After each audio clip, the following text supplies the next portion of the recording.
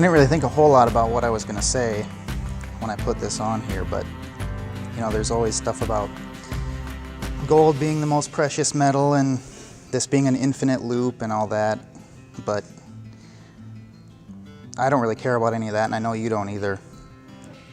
All I care about is I know how pretty you think this ring is, and even though you've been wearing it for about 1.5 years, I still see you just looking at it and admiring it, and that's all I care about. I know that when we found this ring after 6 months of looking, not for the fanciest ring or the biggest ring, but just the right ring for Jody. And one day after hitting about 6 different jewelry shops, and the lady pulled this one out of the counter, and as soon as she turned her back, you looked at me and you whispered, "I love this ring." And I knew that we were finally done looking for a ring, and we found the one. And that's all I care about.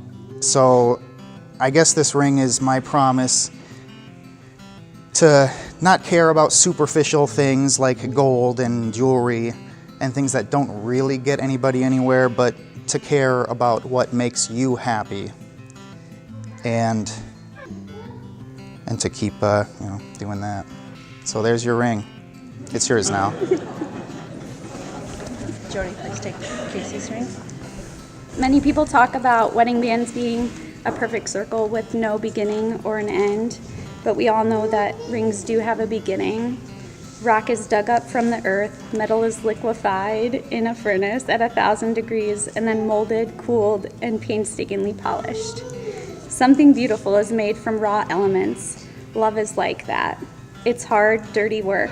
It comes from humble beginnings made by imperfect beings. It is the process of making something beautiful where there once was nothing at all. This ring is my promise to accept all your imperfections and recognize your beauty.